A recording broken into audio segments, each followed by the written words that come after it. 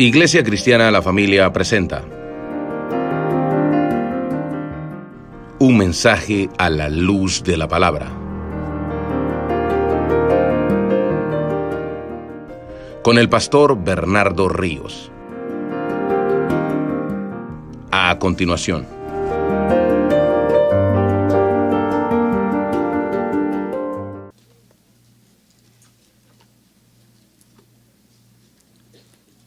Efesios capítulo 2, versículo 1. Dicen las escrituras así: y Él os dio vida a vosotros cuando estabais muertos en vuestros delitos y pecados. Oramos.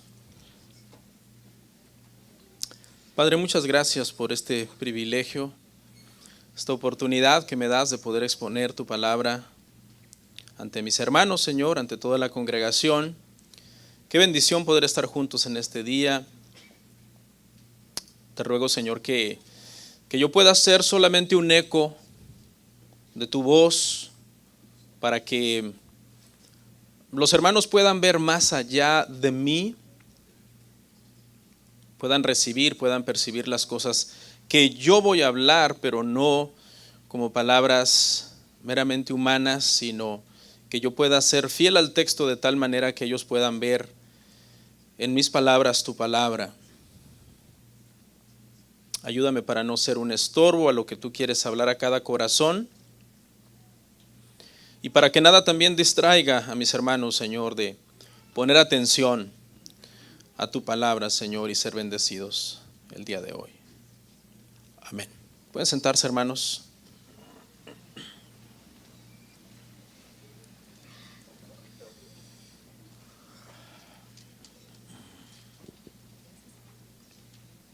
Nuestro tema se titula, hermanos, de muerte a vida por la gracia de Dios. Es nuestro cuarto sermón en esta serie del libro de los Efesios, de esta epístola. Empezamos el capítulo 2, un capítulo, hermano, muy conocido por el cristianismo en general, en el mundo entero, y en lo personal muy amado por mí. Les soy sincero, preparando este capítulo, hermano, me sentía como si fuera una hormiga que se propuso escalar una montaña.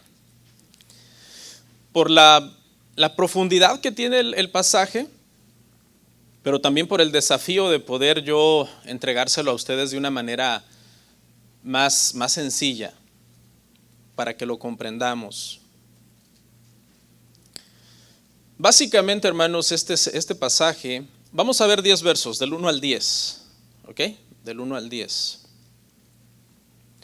Y para que lo pongamos en un bosquejo fácil de entender, vamos a ver, hermano, que el apóstol Pablo aclara en esta porción lo que significa recibir la salvación. Y lo hace de una manera muy interesante, porque primero habla de cómo éramos antes de ser cristianos. Luego explica qué pasó en el proceso, cuando nos convertimos, qué pasó en nuestra conversión. Y luego explica qué se supone que debemos de ser ahora, después de nuestra conversión. Entonces el bosquejo más o menos quedó así: lo que éramos antes de Cristo, versos 1 al 3. ¿Qué pasó en nuestra conversión? ¿Qué es eso? ¿Por qué dejamos de ser como éramos antes? ¿Qué sucedió? Y después, eso está en el verso 4 al 9. Y por último, yo puse ahí lo que somos ahora en Cristo, ¿no? Pude haber puesto quizás lo que se supone que deberíamos ser, porque muchas veces no somos como se supone que deberíamos ser en Cristo, después de nuestra conversión. Pero no se preocupe, que todos batallamos en una u otra área, y el propósito también es que aprendamos para seguir, hermanos, creciendo y aprendiendo. Vamos a ver entonces el punto 1, hermanos. Lo que éramos antes de Cristo. lo que éramos antes de Cristo. Leemos Efesios capítulo 2, verso 1 al 3. Y Él os dio vida a vosotros cuando estabais muertos en vuestros delitos y pecados, en los cuales también anduvisteis en otro tiempo, siguiendo la corriente de este mundo, conforme al príncipe de la potestad del aire y el espíritu que ahora opera en los hijos de desobediencia, entre los cuales también todos nosotros vivimos en otro tiempo en los deseos de nuestra carne, haciendo la voluntad de la carne y de los pensamientos. Y éramos por naturaleza hijos de ira, lo mismo que los demás. Bueno, dice el apóstol Pablo, hermanos, hablándole a los hermanos efesios, comienza por recordarles cómo eran, hermano, antes de venir a Cristo. Y dice, y Él, refiriéndose obviamente a Dios, el Padre, nos dio vida o les dio vida a vosotros. ¿Cuándo? Cuando estabais muertos en vuestros delitos y pecados. Así era nuestra vida antes de Cristo, antes de nuestra conversión. El apóstol dice que estábamos muertos en delitos y pecados. Esta es una expresión, hermano, que quiere decir que espiritualmente estábamos muertos. Y como espiritualmente estábamos muertos, hacíamos por naturaleza lo pecaminoso. Aquellas cosas que a Dios no le agradan, esas eran las cosas que por naturaleza nosotros hacíamos constantemente antes de nacer de nuevo. Estábamos muertos en delitos, en pecados. Estábamos físicamente vivos, pero espiritualmente muertos. Eso es lo que está enseñando acá el apóstol. Una persona que está espiritualmente muerta, como dice el apóstol, no puede responder a las cosas espirituales. ¿Por qué? Porque está muerto espiritualmente. Ese es el estado en el que nosotros estábamos. No solamente no podíamos responder, sino que no podíamos vivir para nada en las cosas espirituales que Dios demanda. Esto es, hermano, lo que se entiende. No sé si usted será de la misma corriente teológica, pero por lo general casi todas las iglesias cristianas creen en el pecado original. Esta es la postura, por lo general, más diseminada en todo el cristianismo. Y básicamente lo que enseña, hermano, la doctrina del pecado original es desde que nacimos, no nacimos siendo inocentes y no nacimos vivos espiritualmente, sino que nacimos muertos espiritualmente, destituidos de la gloria de Dios. No es que nacimos bien y luego cuando comenzamos a crecer y comenzamos a pecar, es que entonces morimos por los pecados que comenzamos a cometer, sino que es que desde un principio ya nacimos muertos espiritualmente y muertos prácticamente en el pecado. No estábamos muertos entonces a causa de haber cometido el pecado. Estábamos muertos más como una condición. Esa era ya nuestra condición cuando nosotros nacimos. Yo soy consciente que hay otras corrientes que no entienden el pecado original de esta manera. Yo, después de estudiar mucho este tema, he llegado a la conclusión que la doctrina del pecado original tiene más respaldo bíblico. Pero igual yo entiendo que hay otras personas que lo entienden diferente, ¿no? Como los pelagianos, etcétera, y algunos círculos también arminianos. Pero bueno, eso no es como el tema por el cual tendríamos que nosotros debatir en este momento, sino que entendamos que por lo menos yo veo aquí al apóstol Pablo diciendo que así era nuestra vida antes de Cristo porque estábamos muertos espiritualmente. Era una condición, no era una cuestión de las cosas que hacíamos, era un estado ya en el que estábamos. Algunos lo han explicado así, con estas frases que me parece que nos pueden ayudar a entenderlo. Y es que desde esta perspectiva, el pecador no se convierte en mentiroso cuando dice una mentira, sino que dice una mentira porque ya es un mentiroso por naturaleza. Y yo creo que todos los que somos padres vimos esto en algún momento con nuestros hijos pequeños. Usted no les enseñó a mentir, pero un día que hicieron algo, como por ejemplo robarse un pedazo de chocolate y comérselo sin permiso y tener toda la cara manchada de chocolate, y usted le dijo, ¿tú te robaste el chocolate y te lo comiste? No. O sea, esta postura enseña, hermano, entonces que no es que uno se convierte en mentiroso cuando dice una mentira, sino que decimos mentiras porque ya por naturaleza somos mentirosos. Otro ejemplo podría ser que una persona no se convierte en un ladrón cuando roba, sino que ya es ladrón por naturaleza. Por naturaleza tendemos a hacer lo que está prohibido, lo que está mal, lo que va en contra de los mandamientos de Dios. Hay una resistencia dentro de nosotros hacia lo que Dios quiere que hagamos. En otras palabras, no es que pecar me hace pecador, más bien es que yo soy un pecador, por eso peco. Ahora, hay que aclarar, hermanos, que el hecho de que todos nacemos separados de Dios, que somos pecadores, etcétera, no significa que todos somos todo lo corruptos que podríamos ser. No, porque nosotros vemos que hay personas, unos moralmente más buenos que otros, ¿verdad? Nosotros vemos eso. Cuando miramos a las personas, vemos que unos son más mentirosos que otros, otros son más ladrones que otros son más malos que otros. Y hay personas que de repente son moralmente más correctos. Aquí es donde puede uno cometer el error, uno pensar que los que son moralmente más correctos son menos pecadores o están en un menor estado de pecado que los más corruptos. Pablo lo que está diciendo es que no, que prácticamente todos antes de Cristo estábamos muertos en delitos y pecados, igualmente lejos de Dios a la misma distancia.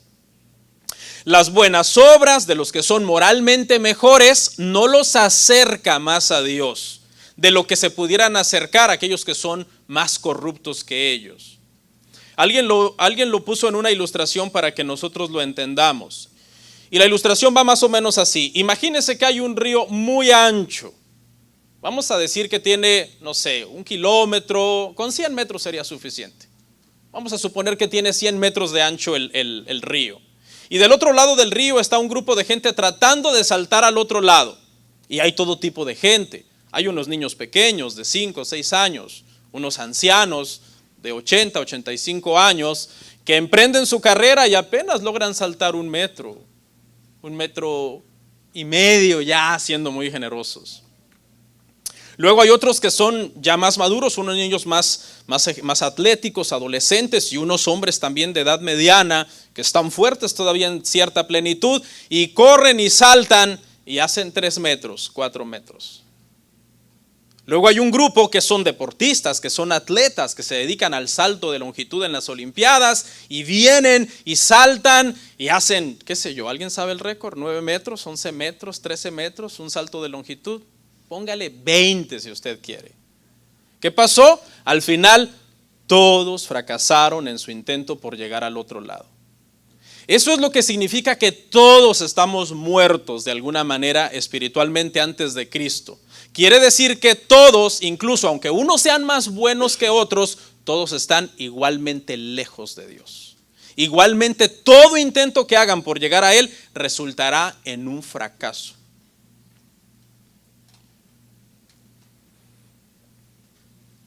La persona que es un buen padre, los hombres que son buenos esposos, alguien que sea muy trabajador, alguien que sea muy buen ciudadano, hermanos, necesita a Cristo desesperadamente, de la misma forma que el peor de los padres, que el peor de los esposos, que el hombre más patán, que el terrorista más asesino y que cualquier hombre malvado en este mundo. Eso es lo que dice este pasaje. Porque muchas veces, hermano, caemos en ese moralismo de pensar, ay, yo soy mejor que fulano. Nos estamos comparando con alguien más. Pero realmente, hermano, los estándares de Dios van más allá de compararnos con alguien más. Son los estándares de Él que Él nos está pidiendo para acercarnos a Él. Ahora, hay que aclarar aquí algo, porque alguien podría decir, ok, si los que nos portamos mejor que los que se portan peor, estamos igualmente lejos de Dios que ellos, entonces ¿qué propósito tiene portarse mejor? Me portaré peor entonces, me voy a portar mal, yo esforzándome por ser fiel a mi esposa, si el pastor me dijo hoy que igualmente estoy igual de perdido que los que le son infieles a sus esposas. El problema está, hermanos, que Dios demanda que vivamos una vida justa y correcta ante Él en este mundo, porque están sus mandamientos. Él ha dejado su palabra para restringir el pecado. Y todo aquel que vive más perdidamente recibirá castigo y recibirá consecuencias de su vida inmoral que lleve en esta tierra. Entonces, a fin de cuentas, aunque la moralidad nos salva delante de Dios, Dios prefiere que nosotros seamos moralmente más correctos. En los cuales anduvisteis en otro tiempo, siguiendo la corriente de este mundo. Dice que estábamos muertos en delitos, en pecados, antes, y como estábamos en ese estado de pecado, pues hermano, ese era nuestro estilo de vida, las corrientes del mundo era lo que dominaban nuestra forma de pensar y nuestra forma de actuar. Las corrientes del mundo. Hay muchas corrientes, hermano, que son anticristianas, que son, hermano, nocivas para los seres humanos, pero déjeme hablarle por lo menos de dos que me llaman la atención: el materialismo y el humanismo. El materialismo básicamente es una corriente del mundo que enseña que no hay nada más allá de lo físico. Lo físico es todo lo que hay, la materia, lo que tocas, lo que ves, lo que puedes palpar. Vivimos en un mundo material. El materialismo enseña no hay un lado espiritual de las cosas. ¿Ok? Y muchos, quizás alguien de ustedes estaba en esa área, en esa corriente. El materialismo te enseña, no hay un Dios al que hay que buscar. No hay un alma por la cual te tienes que preocupar, ni tampoco hay un infierno al cual irán aquellos que se porten mal. Lo que ves es todo lo que hay. Esta corriente prácticamente entonces lleva a las personas a relajarse y a concentrarse en el mundo, a concentrarse en vivir en este mundo y hacer lo que la persona quiere en este mundo, porque finalmente moriré y no hay nada más allá de esto material, no hay nada espiritual. Está el humanismo, por ejemplo, también, que el humanismo coloca a los hombres. Tú eres importante. Lo que importa es que tú seas feliz. Lo que importa es que tú te des rienda suelta en los placeres en los cuales tú quieres participar. Eso es el humanismo. Lleva al hombre a la búsqueda del placer, a la búsqueda de hacer lo que él quiere. El humanismo le dice al hombre: tú eres tu propio estándar de moralidad. Tú decides si lo que vas a hacer es bueno o es malo. Nadie más te tiene por qué decir que estás haciendo mal. Hace unos años, hablando con una persona, un varón, estaba en el proceso de dejar a su mujer, iba a dejar a su mujer por otra mujer más joven, y platicando con él, me dijo: yo tengo derecho a ser feliz. Yo le dije: es que eso no es amor. Si lo que tú vas a hacer fuera amor, entonces en un futuro esta mujer tiene derecho de dejarte por un hombre más joven. Porque ella diría: yo tengo derecho a ser feliz, de la misma manera que tú lo estás diciendo ahora. Eso es lo que hace el humanismo. El humanismo lleva al hombre prácticamente a que él sea su Dios. El materialismo le dice a los hombres: no hay Dios, hagan lo que quieran, esto es todo lo que hay, no hay nada más allá, así que hay que comer, vivir y gozar, disfrutar esta vida. No te pongas freno en lo que tú quieras hacer, hazlo. El materialismo te dice: no hay Dios. El humanismo te dice: tú eres Dios, tú eres tu propio Dios. ¿Quieres hacer algo? Hazlo, no te refrenes, vive esta vida. Y así, hermano, esas eran las corrientes del mundo, ideologías, filosofías que nos habían llevado a un montón de vicios, a muchas cosas que nos tenían esclavizados entonces en el pecado. Dice: conforme al príncipe de la potestad del aire, el espíritu que ahora opera en los hijos de desobediencia. Ve a los enemigos que teníamos antes. Ya mencionamos uno, las corrientes del mundo. Ahora viene un segundo enemigo, que es el príncipe de la potestad del aire. La palabra original aquí se refiere a un jefe, príncipe, arcón es la palabra. se refiere a un jefe. Y lógicamente está hablando de Satanás como gobernante prácticamente de este mundo en cierto sentido, bajo la supervisión y la soberanía del Señor.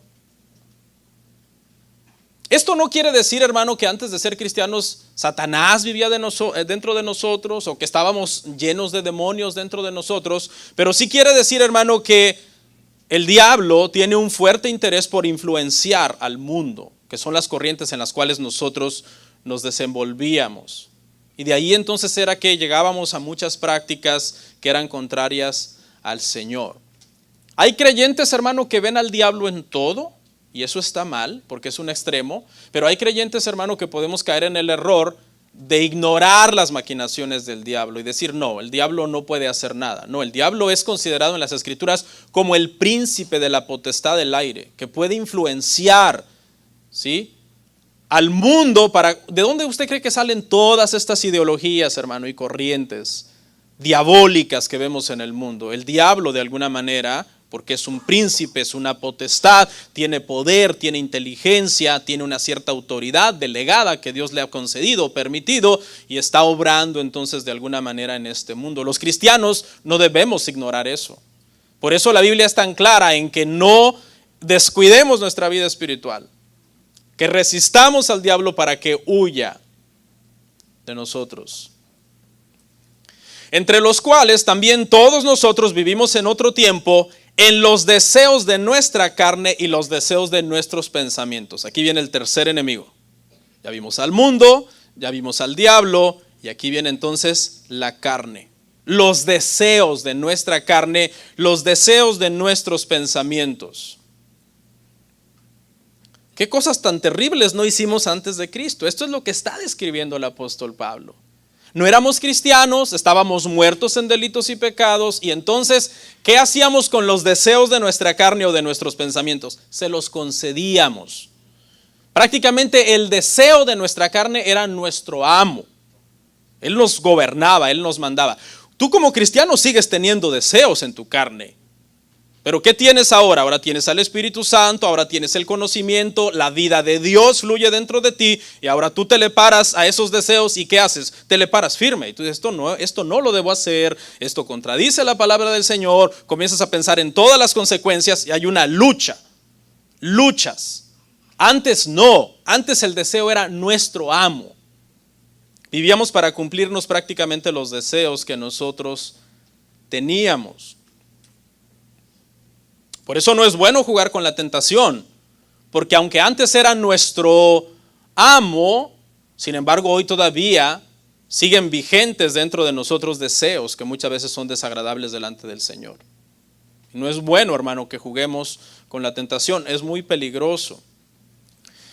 No sé, quizás aquí hay personas que tienen diferentes deseos en su carne y en sus pensamientos. Alguien podría quizás estar batallando con los deseos del cuerpo en el aspecto sexual. Alguien podría estar quizás batallando con los deseos malsanos del orgullo, no sé, ya en un sentido más espiritual. Alguien podría ser alguien que sus deseos son más de tipo materialista, de buscar las riquezas del mundo.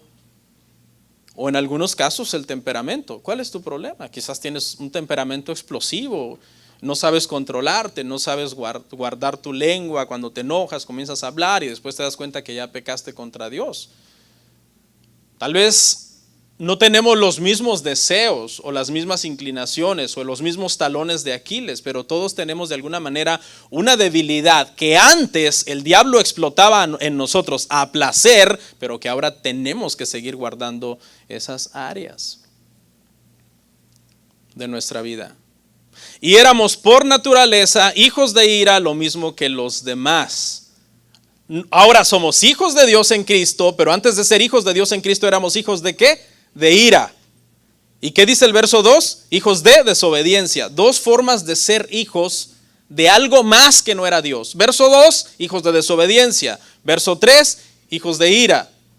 ¿Qué fue lo que vino a hacer Cristo? Cristo lo que vino a hacer fue hacernos hijos de Dios.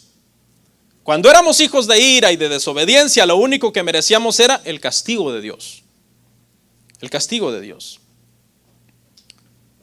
Pero ahora que somos hijos, entonces sabemos, de acuerdo a las Escrituras, no hay más condenación para nosotros, porque nosotros estamos en Cristo, porque no andamos conforme a ¿qué?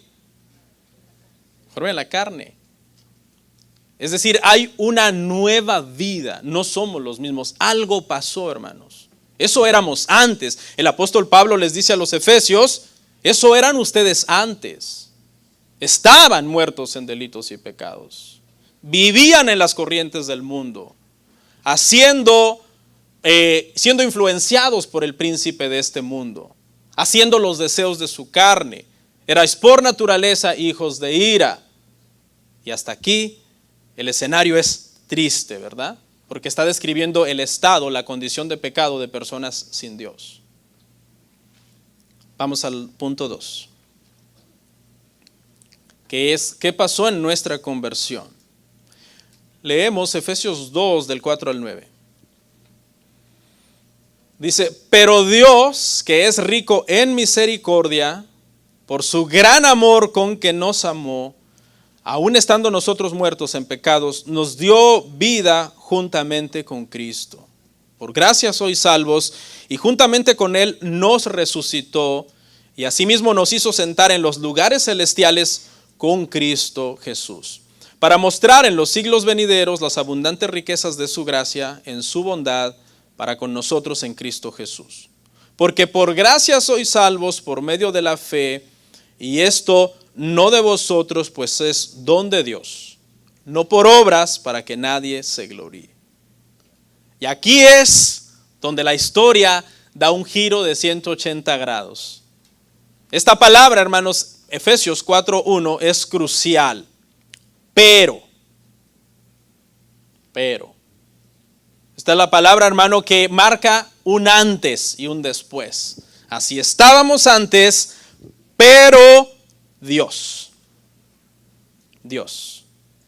Por lo general no nos gustan los peros, ¿verdad?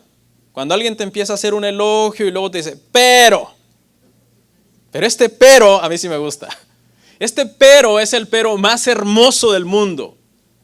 Porque es un pero que prácticamente indica, este pero, hermanos, es el momento exacto cuando tú estabas así, muerto en el pecado, y estando en ese estado, cuando aparece este pero, es como estar viendo prácticamente a Dios meter su mano, pero Dios, y salvarnos.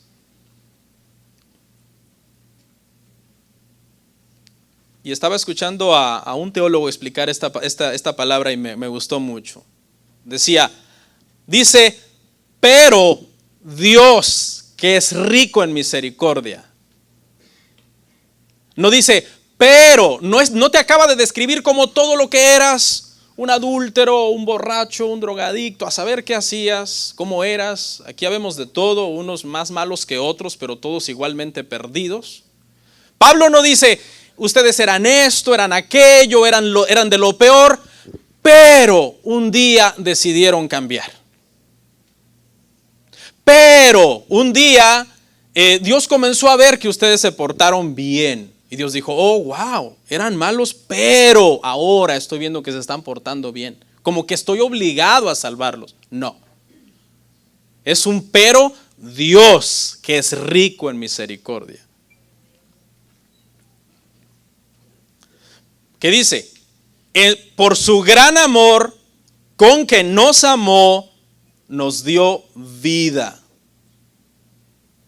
Tiene que ser muy rico en misericordia, hermano, para tomarnos del estado en el que estábamos. Muchos de nosotros, de hecho, éramos maldicientes del mismo nombre de Dios. Muchos de nosotros, de hecho, algunas veces renegamos contra Dios y le reclamamos cosas, o levantamos nuestro puño al cielo y proferimos maldiciones en contra de Él. Entonces, si Él no fuera rico en misericordia, hermanos, estábamos destituidos. Solamente alguien, hermano, que es muy misericordioso va a querer todo el beneficio del mundo para sus enemigos. Siendo sus enemigos, Él por su riqueza, en su misericordia, nos amó. Alguien lo ilustró alguna vez así, como si en una villa, remontémonos a la Edad Media, Imagínese una villa, un pueblo, imagínese esa villa, tiene obviamente su castillo, su rey, y alguien de esa viña, un ciudadano de esa viña, dice, yo voy a derrotar al rey, le voy a hacer la guerra al rey. Y es un pobre individuo que no tiene ni recursos, ni nada, ni idea de guerra, y le declara la guerra al rey. Y el rey dice, bueno, está bien, vamos a la guerra. Y el rey con su ejército, con todos sus recursos, con todo su poder, se va a la guerra contra este ciudadano. Y pues obviamente no se necesita ser genios. El rey acorrala a este ciudadano, lo persigue. El ciudadano se mete a una cueva, ya está acabado. Está metido en una cueva, está acabado, no tiene futuro. Y entonces el rey le manda embajadores de paz y le dice, te rindes, te voy a perdonar la vida, te rindes. No me rindo. Pero se le está acabando el agua, se le está acabando la comida, se le está acabando todo. Y el rey dice, bueno, todavía no se quiere rendir, llévenle provisiones, llévenle comida, llévenle agua para que siga resistiendo de alguna manera ahí donde está encerrado. De alguna manera eso ilustra la misericordia que Dios tuvo con nosotros, porque éramos sus enemigos, estábamos en guerra en contra de Él, y aún así nos seguía dando lluvia, nos seguía dando sol, nos seguía dando oxígeno, nos seguía dando vida. Por eso es que Él es rico en misericordia, hermano, y en el amor con que Él nos amó a nosotros. ¿Cómo? Aún estando muertos en pecados. Estando muertos en pecados. La palabra pecado, hermano, es una palabra que el día de hoy ofende a la sociedad. Esto es una palabra muy ofensiva para la sociedad del día de hoy. De hecho, es tan ofensiva que mucha gente trata como de redefinirla, como de arreglarla, decir, no, es que tenemos que entender el pecado no desde el punto de vista bíblico, sino desde otros puntos de vista, porque suena muy feo que tú conozcas a alguien, un amigo o una amiga, vamos a suponer que tienes una amiga y la amiga te dice, no, fíjate que yo tengo un amante y le estoy siendo infiel a mi esposo y él no lo sabe, y tú le dices, eres una pecadora, si no te arrepientes de tu pecado te vas a ir al infierno. Eso no es políticamente correcto el día de hoy, pero es la verdad, ¿o no? Es la verdad. Entonces, como el pecado suena muy feo, que tú le digas a alguien, fulano, fulana, tú eres un pecador, eres una pecadora, estás perdida sin Dios. Sin Cristo estás perdido. Entonces hay diferentes grupos, hermano, en el mundo que han tratado como de darle otra explicación al pecado. Por ejemplo, algunos científicos explican el pecado desde el punto de vista de la evolución y dicen, lo que pasa es que como los seres humanos venimos y descendemos de los animales, todavía hay en nosotros una cierta naturaleza animalesca. Todavía tenemos una parte del cerebro que puedes tener rasgos de cuando fuimos reptiles. Por eso es que sacamos la lengua a los demás. Y lo tratan de explicar así, y entonces la explicación que dan es, seguramente vamos a seguir evolucionando. ¿Usted ya entendió por qué dicen que venimos de la evolución y por qué no seguimos evolucionando, no? Hace años que seguimos igual. No sé si un día nos irán a salir otros brazos por acá, ¿no? Pero la explicación que dan es, seguiremos evolucionando y en la medida en que sigamos evolucionando, esos impulsos animalescos que traemos de nuestros ancestros se irán erradicando. Y esa es una explicación que dan para tratar de decir, no somos pecadores, simplemente somos medio animales, ¿no? Que resulta más ofensivo para mí. Los psicólogos, por otro lado, hermano, dicen que es malo hablarle del pecado a las demás personas. Ellos dicen, no, ¿cómo se te va a ocurrir decirle a alguien que es un pecador y que si no se arrepiente se va a perder en el infierno? Estás poniendo a la persona en un estado de susceptibilidad donde quizás se sienta ansioso, deprimido, porque tú lo estás poniendo en una categoría de perdido, de malvado ante Dios, y quizás se puede hasta comenzar a hacer daño a sí mismo porque va a empezar a sentir culpa con la que no va a poder quizás lidiar, y luego va a tener que venir a mí para que yo lo arregle, todo por culpa del pastor Ríos que le está diciendo que son pecadores. La realidad, hermano, es que la Biblia dice que la culpa es buena, que la conciencia nos acusa o nos excusa delante de Dios, que si estamos en paz con Dios tendremos paz de conciencia, y puede ser que la culpa nos genere tristeza, pero la Biblia también dice que hay una tristeza que cuando viene por el evangelio es una tristeza que trae salvación. Los más educados, la gente más refinada del mundo han dicho, por ejemplo, que el pecado es una cuestión de educación, y han llegado a decir que en la medida en que nos civilicemos más, que seamos más educados, entonces nos iremos perfeccionando y la humanidad será de alguna manera más recta, más íntegra en todas las cosas que hacemos. Esas son formas de cómo muchas veces quieren redefinir el pecado. La Biblia es clara, nacimos destituidos de la gloria de Dios, malvados por naturaleza, no éramos todo lo corruptos que deberíamos ser o que pudiéramos haber sido, pero estábamos igualmente lejos de Dios. ¿Por qué? Por el pecado. Pero hoy, hermano, la palabra pecado para muchos es como una mala palabra. Uy, dijiste pecado, no digas eso. El otro día le hicieron una pregunta a un teólogo, le dijeron, tengo problemas porque le estoy tratando de explicar a un amigo el concepto del pecado. Le estoy tratando de explicar qué es el pecado, cómo opera, y mi amigo no me cree. Mi amigo dice que el pecado no existe. Mi amigo dice que ¿qué es eso de pecado? Hágame favor, ¿cómo le explico a mi amigo lo del pecado? Y la respuesta fue genial, fue, róbale su cartera. A ver si le gusta, ¿no? Pecamos unos contra otros. ¿Cómo que defíneme el pecado? ¿Cómo que muéstrame el pecado? Porque no veo el pecado. Pero muchas veces viene por toda esta influencia, hermanos. Estábamos muertos en ese estado. Y entonces nos dio vida juntamente con Cristo. Dice que nos resucitó con Cristo. Y ese momento en que nos dio vida juntamente con Cristo es el momento en que nacimos de nuevo, hermanos. El momento en que milagrosamente Dios vino dentro de nosotros, hizo un cambio en nuestra naturaleza, pasamos de muerte a vida por la gracia de Dios. Es un milagro, no me pida a mí que yo se lo explique. Es algo milagroso que sucede en el momento en que somos expuestos al Evangelio y el Espíritu Santo entra dentro de nosotros y nos regenera. Y desde ese momento entonces, ahora resulta que podemos responder a las cosas espirituales y obedecer los mandamientos de Dios. Dice, por gracia sois salvos. Por gracia sois salvos. Y Pablo acá lo que quiere decir es que no hemos ganado la salvación ni la podríamos ganar. ¿Por qué? Porque estábamos muertos. ¿Cómo es que somos salvos? Porque Él nos dio vida. ¿Cómo nos dio vida? Nos dio vida en Cristo. Cuando nosotros creímos en Cristo, Él nos dio vida espiritual.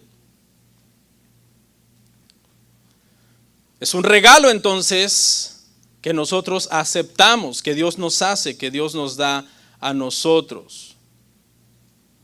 Por lo menos hay dos razones, hermano, por las que nosotros no podíamos ser salvos por medio de nuestras obras.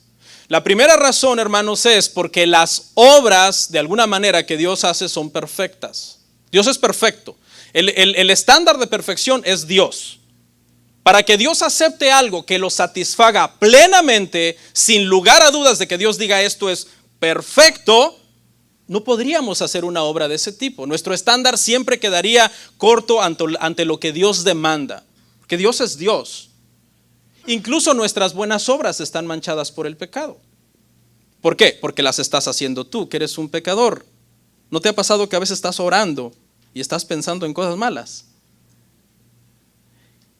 O a lo mejor estás en el servicio y estás durmiendo. Incluso nuestras buenas obras están manchadas por el pecado porque las hacemos nosotros que somos pecadores, hermano. Entonces la salvación solamente Dios nos la podía conceder, dárnosla a nosotros, que nosotros no la podíamos alcanzar. Esa es la primera razón. Ahora, la segunda razón, hermanos, es que no solamente quebrantamos la ley de Dios, sino que quebrantamos el corazón de Dios. Dios es una persona. Cuando nosotros pecamos contra Él, nosotros quebrantamos su corazón. Vamos a suponer que de repente, por alguna cuestión milagrosa, tú pudieras obedecer los mandamientos de Dios perfectamente. ¡Wow! Los quebrantaste completamente, anduviste perdido en el mundo antes de Cristo y de repente recibes el don, la capacidad milagrosa de decir, yo guardo la ley de Dios perfectamente. Alguien podría decir, wow, está cumpliendo el estándar de la ley, pero ¿sabes qué no puedes reparar? El haber quebrantado el corazón de Dios. Ofendiste a Dios, ofendiste a una persona. Por lo tanto, ese perdón solamente Él te lo podía conceder. Creo que hay una ilustración de Barclay que nos puede ayudar a entender este concepto. Y yo le voy a dar un poco de giro para hacerlo aquí entre nosotros y que parezca un poco más aterrizada, ¿no?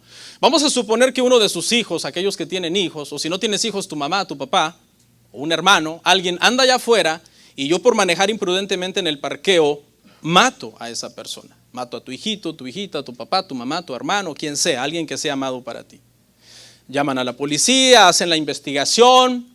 Voy preso un tiempo, después comienzan a investigar que sí, de alguna manera yo fui culpable, pero fue una imprudencia, pero no fue algo premeditado, entonces salgo, cumplo mi condena, salgo de la cárcel, cumplí con la ley, ya no tengo ninguna deuda con la ley.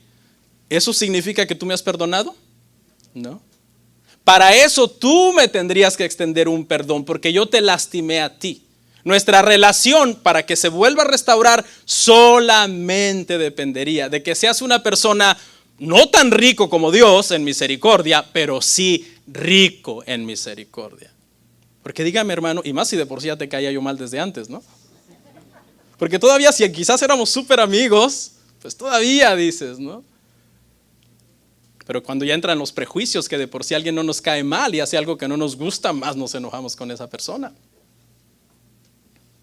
Más o menos, hermano, eso es lo que le quiero decir entonces. Cuando Pablo está diciendo que la salvación no es por obras, es porque nosotros ofendimos a Dios.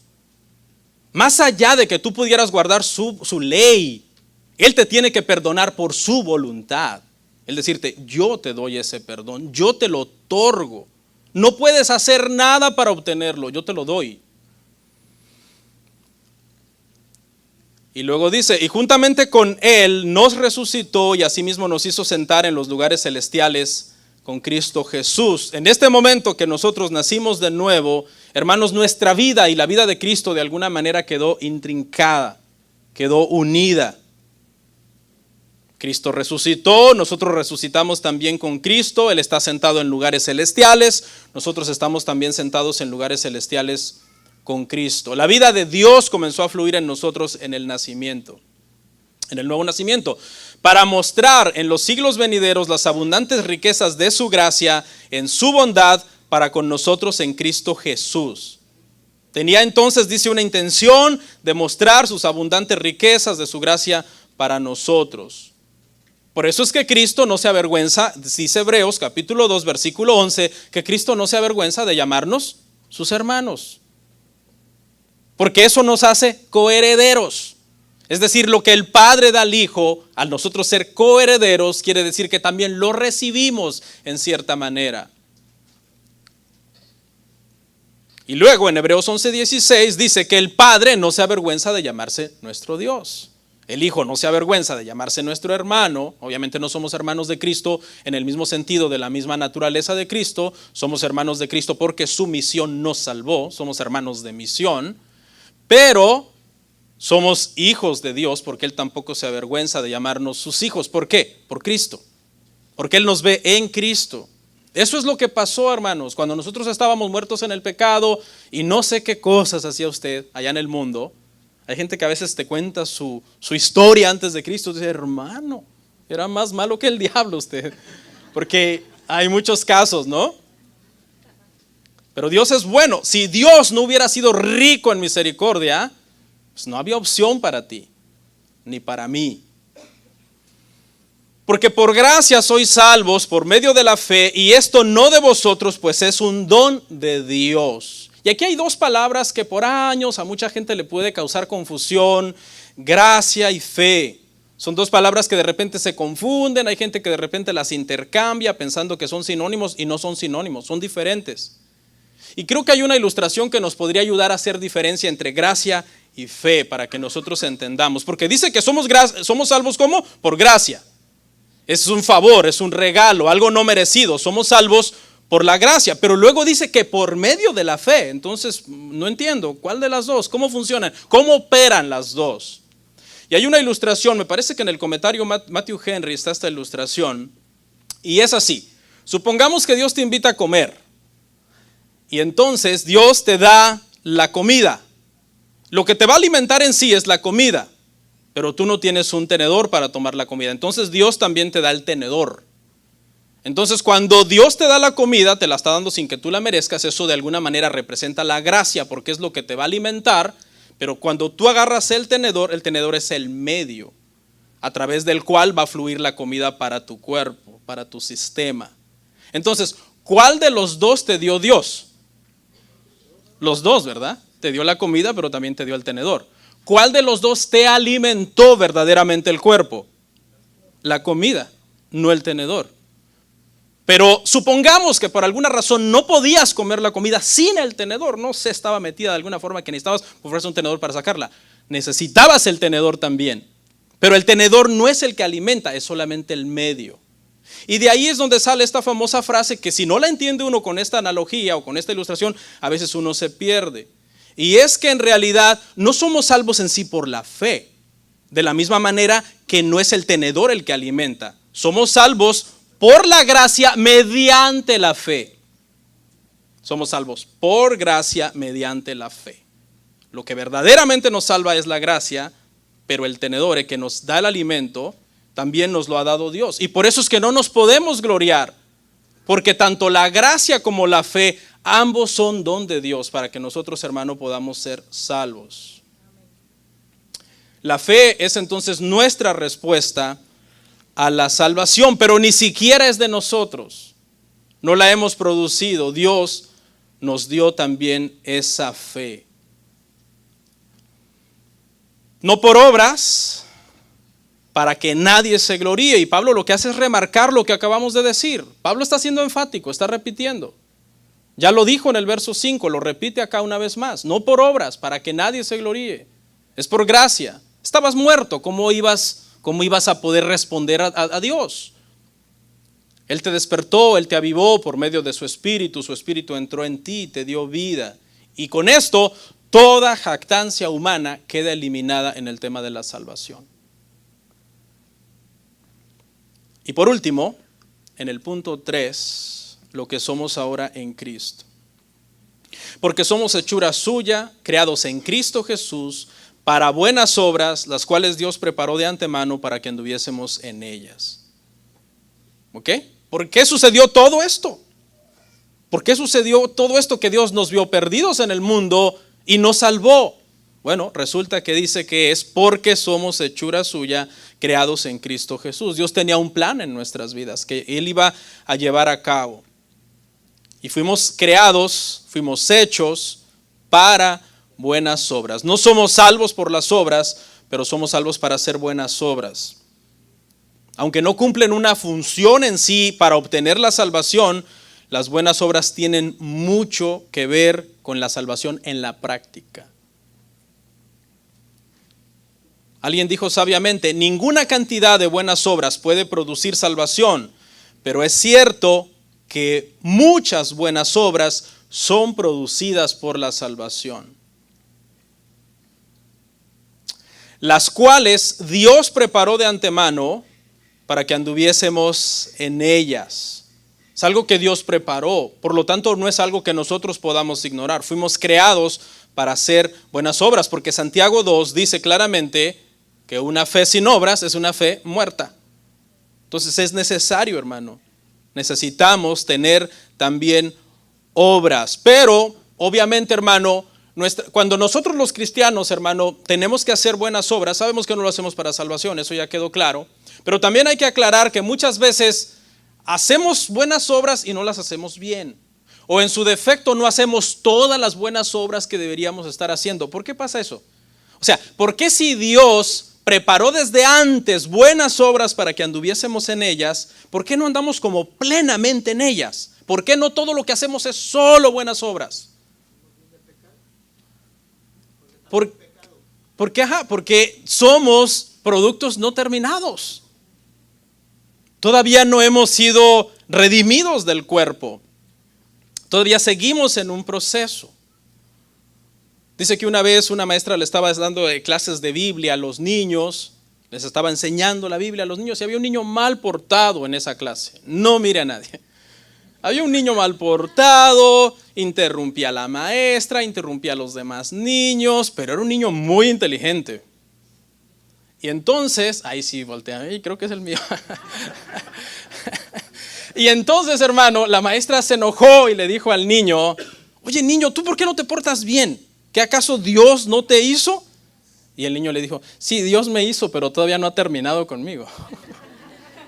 Un niño muy inteligente, ¿no? Y dijo una verdad: nosotros todavía no hacemos todas las buenas obras que se supone que deberíamos de hacer, y muchas veces fallamos porque todavía, hermanos, somos diamantes que el Señor sigue puliendo, hermanos.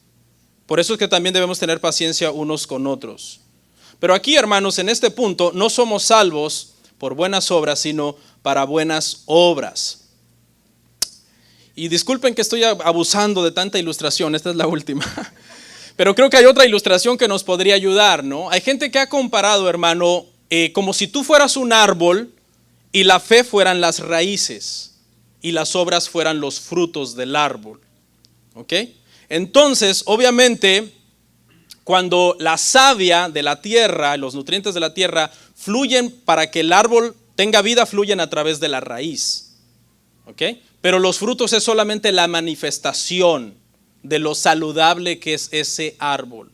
Entonces eso es lo que queremos decir. La salvación nosotros la obtuvimos a través de ese medio que es la fe. No es por obras para que nadie se gloríe, pero sí estamos obligados a que si nuestra fe es sana, si nuestras raíces están sanas, ok, la raíz está sana, la fe es verdadera, la fe es correcta y la savia está fluyendo por esas raíces que es nuestra fe, ¿cómo deberían de ser nuestros frutos? Saludables y buenos. Si los frutos del cristiano, las obras del cristiano no son buenas, no son buenos frutos, se podría dudar entonces de esa fe, que es la fe que cuestiona Santiago. Y Santiago dice: si esa fe no tiene buenas obras, es probable entonces que esa fe sea una fe muerta. Y por eso vemos en las iglesias a muchas personas que profesan cristianismo, cuyos frutos son malos, y uno se pregunta: ¿puede un buen árbol dar malos frutos? Y el evangelio te contesta: no, es un mal árbol. Por eso da malos frutos. Con esto concluyo. ¿Quiénes de ustedes, hermanos, se identifican con esto que mencionamos? Un antes de Cristo. ¿Cómo era tu vida? No sé a qué edad te convertiste. Yo me convertí a los 22 años. ¿Cómo era? ¿Cómo era tu vida? ¿No? Particularmente estuve metido en vicios, en cosas. Me convertí joven a los 22, pero como crecí en un ambiente demasiado inmoral, demasiado precoz en muchas cosas, fue tiempo suficiente para hacer muchas cosas terribles. ¿Ok? No sé a qué edad te convertiste tú y cómo eras, qué hacías, y de repente te identificas porque llegó un momento en que oíste el evangelio y algo pasó dentro de ti. Y naciste de nuevo y cambiaste. Y luego, después de eso, comenzaste a observar entonces que ahora eres una nueva persona. No eres perfecto porque eres un diamante que sigue siendo pulido, como dijo el niño, que todavía Dios no había acabado con él, pero vas en una buena dirección. Ahora, aquí quiero dar unas palabras de consuelo para todos aquellos que digan: y es que yo cuando comparo mi conversión con la de fulano, no sé, siento como que mi conversión no tuvo power, no tuvo punch, porque los hermanos hablan del mundo y que andaban perdidos en el mundo y que hacían esto, que hacían lo otro. Y yo nunca he ido al mundo. A lo mejor ni soy cristiano. A lo mejor necesito ir al mundo para verdaderamente nacer de nuevo. Aquí te quiero decir algo. No todas las conversiones son iguales, pero ninguna es menos importante ante Dios si la conversión es verdadera. Muchas veces oímos: se convirtió un sicario en Colombia que era un asesino de Pablo Escobar Gaviria, y que después de matar a docenas de gente ahora es cristiano. Y uno dice: wow, qué poder tiene el evangelio. Se convierte una persona que era satanista, brujo, hechicero, hacía todo tipo de amarres y sacrificaba gallinas negras y era una persona malvada, y ahora es cristiano. Y uno dice: wow. Se convirtió en una persona, era un borracho perdido, engañaba a su mujer en todo momento, un adicto, un maldiciente, y se convirtió y ahora es cristiano. Y alguien podría decir: no, pues yo no tuve una conversión así de espectacular como la que ellos han tenido. Pero ¿sabes qué?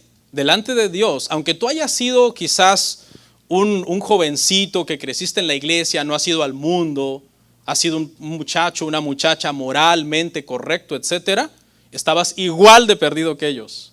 igual de lejos de lo que ellos estaban de Dios, tú estabas igual de lejos.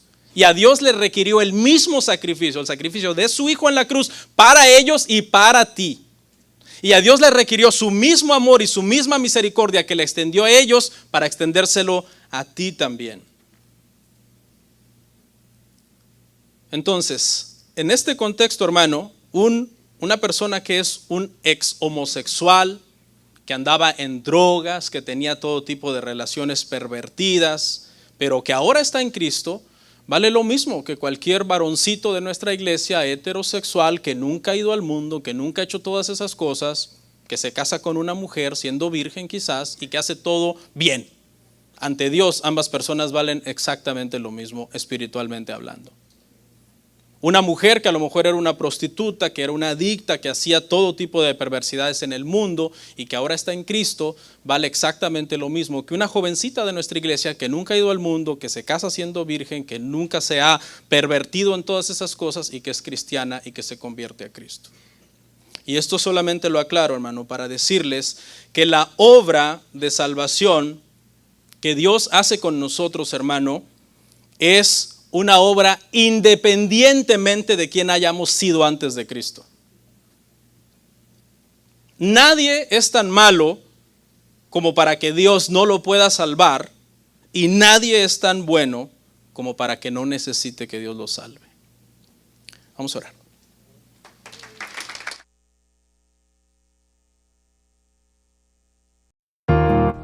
Comparte, suscríbete, dale like.